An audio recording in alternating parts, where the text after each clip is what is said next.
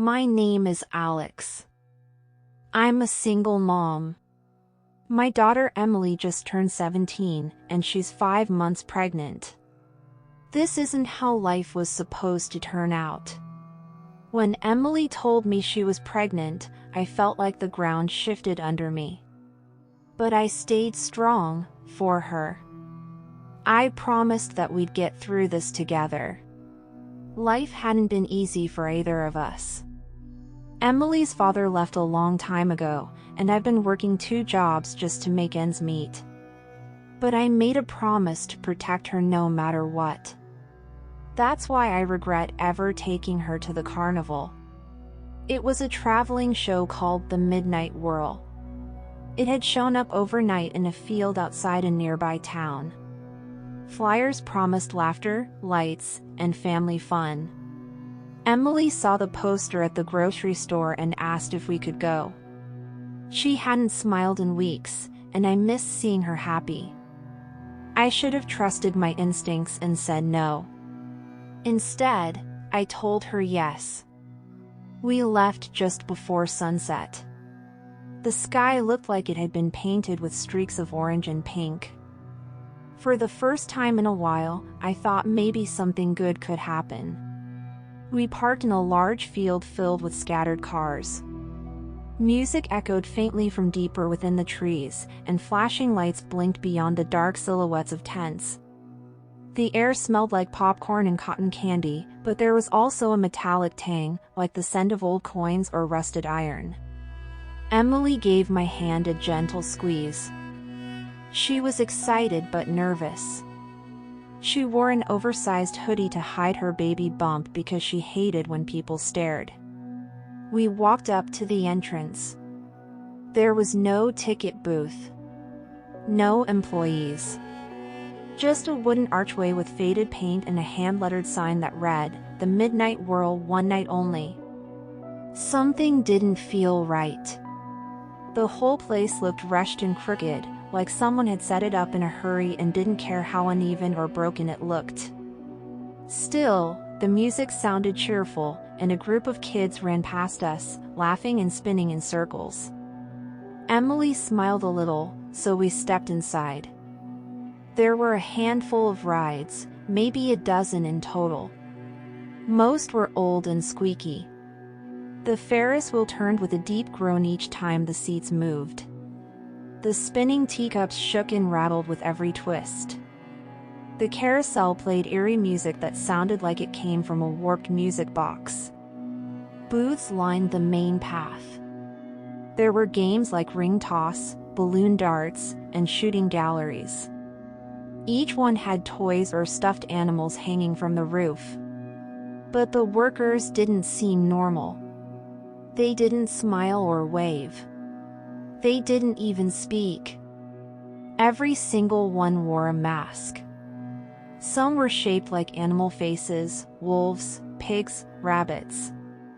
Others were pale and blank like porcelain dolls. None of the masks had visible eyes. Just black holes where eyes should be. Emily moved closer to me and whispered, "Why are they all wearing masks like that?" I didn't have a good answer. "Maybe it's part of their theme," I said quietly. But I didn't believe what I was saying. We passed a cotton candy stand. The man working there wore an old clown mask that looked faded and cracked. He spun the cotton candy without saying a word and didn't look at us once. Emily seemed uneasy now. She clutched her hoodie and glanced around. "Are you feeling all right?" I asked. She nodded, but her eyes said something different. We kept walking. I tried to tell myself we were overthinking it, that it was just a strange carnival with a weird style. Maybe the workers were trying to stay in character. Maybe they thought the masks made things more exciting. Emily stopped at a dark booth and wanted to try the game.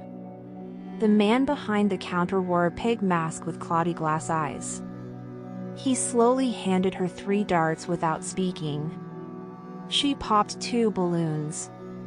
Without a word, the masked man reached up, grabbed a small stuffed bear, and dropped it on the counter. "Thank you," Emily said politely. The man tilted his head in a slow, unnatural motion.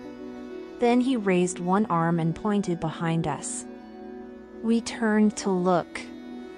A man stood next to the carousel.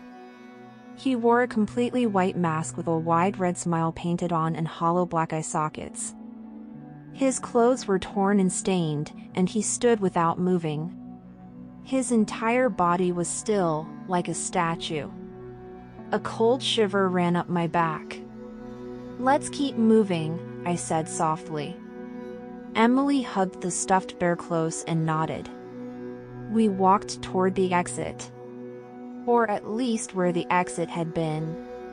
But when we got there, the wooden archway was gone. The path had changed. It was like the booths had shifted. Everything looked different. The lights above us flickered, and the music slowed down into strange, deep tones. "Where's the entrance?" I said aloud, blinking in confusion. Emily clutched my arm. Her face was pale. "This isn't right. What's going on?" I didn't know how to answer. I took her hand, and we walked quickly, looking for another way out. The workers in the booths weren't running the games anymore. They were standing completely still. All of them had turned to face us. Their masks were pointed straight at our faces. They didn't speak. They didn't move. They just stared. Then we heard something behind us. Footsteps. Slow and heavy. They crunched against the dirt path with each step. I looked back. The man with the red smile mask was walking straight toward us. He didn't run. He just walked calmly, almost casually, as if he had all night to catch up. My heart began to pound in my chest. We ran. Emily held her belly with one hand and the teddy bear in the other. I grabbed her wrist and led her through a maze of booths and rides. We passed the warped mirror house. The reflections inside looked twisted and wrong, bending in ways mirrors shouldn't. We took another path, then another turn. Still no exit. Only more lights, more fences, more shadows. And behind us, the footsteps continued. We ducked behind a popcorn cart. Emily was shaking now, her breathing uneven. "I feel dizzy," she whispered. "We just need to rest a minute," I said, trying to calm her down. Then we heard it. A laugh. Not a joyful laugh. It was high-pitched and broken, like it came from a toy with low batteries. And it was close. I peeked out from behind the cart. The man in the red smile mask was nearby. Closer than before. I grabbed Emily's hand and we ran again. We found ourselves behind the carousel. Its music had become even more distorted, like someone had slowed the record down too far. We hid behind one of the metal boxes used to power. Emily leaned against me, breathing hard. "I feel like I'm going to pass out." I tried to stay calm. "You're doing great. Just stay with me. We're going to find a way out." Then I looked through one of the carousel mirrors. I saw the masked man. He was moving between the reflections, slowly inspecting each one. He was getting closer. We couldn't stay. We slipped away, keeping low as we crept behind tents and rides. Then I saw a trailer that looked like it could be a security office. It was old and rusted, but the door was slightly open. We ran inside. The small room was filled with old monitors. They showed different camera angles of the carnival. Most of the screens were black and white. Some were static-filled. And on every screen, he was there. Every monitor showed the masked man in a different location. It felt like he was everywhere at once. Emily dropped to the floor and pulled her knees in close. I tried the radio on the desk. It was completely dead. Then I saw one screen showing the parking lot. There were no cars. Even mine was gone. I couldn't believe what I was seeing. Then the lights inside the trailer shut off. I turned toward the door and saw him standing in the frame. He was completely still, watching us. I screamed and slammed the door shut, locking it as hard as I could. Emily screamed too. He started banging on the door, heavy and steady. I saw a pipe on the ground and grabbed it. We need to go now. We slipped out the back and ran into the woods behind the carnival. Branches scraped my arms, roots nearly tripped us. Emily kept one hand over her stomach. We finally hit something hard. A wooden fence stretched high above us, topped with rusted barbed wire. There was no way over it. Emily dropped to her knees. "I can't do this," she cried. "I feel so sick." I knelt beside her. "You can, you've come this far, you're strong." That's when I heard movement in the woods, leaves rustling. He was coming again. I looked around and spotted a loose board in the fence. I pried it open just enough for Emily to squeeze through.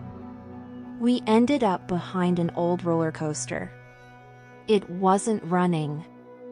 The tracks were rusted and twisted. But nearby, I saw a small service gate. We ran to it. The gate creaked loudly as I opened it, but it swung wide. Beyond the gate was a road, a real paved road. We had escaped. We ran to the middle of the road, waving our arms wildly. A truck came around the corner. It stopped immediately. The driver, an older man, rolled down the window. "Are you two okay? What are you doing out here?" "Please," I cried. "We need help. Someone was chasing us." He helped us into the truck. Emily curled up in the back seat, barely conscious. We told him everything we could. His face turned pale. "That field's been empty for 20 years, he said slowly. "Used to be a traveling carnival out there. But there was a fire, a big one. Killed most of the people. They never figured out who started it." He looked at us in the mirror. "Some folks say it still shows up sometimes, only for one night." He took us to a gas station where we called the police. They searched the area and found nothing. No tents, no rides, no workers. Just a silent, empty field, but we know what we saw. Now, every night before bed, I double-check the locks. I keep a heavy flashlight and a bat near the door. I leave a light on in the hallway. Emily gave birth to a beautiful baby girl in February. She named her Hope.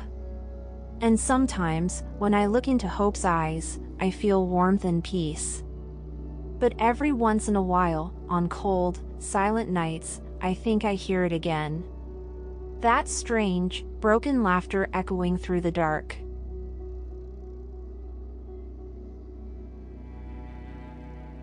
But if I lay down and I play dead and I stay dead, maybe you'll get sick of being the monster out of my head, under my bed, thinking something